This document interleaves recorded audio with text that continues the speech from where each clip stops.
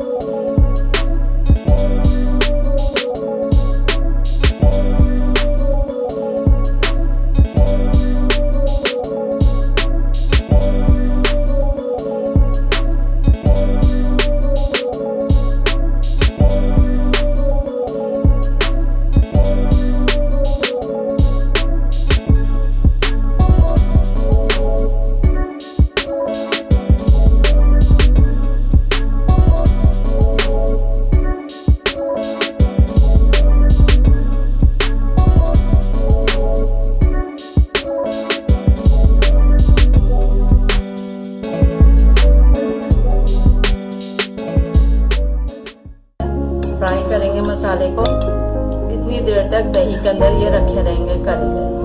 अब ये जो हमारा खुश्क मसाला था ये हम इसके अंदर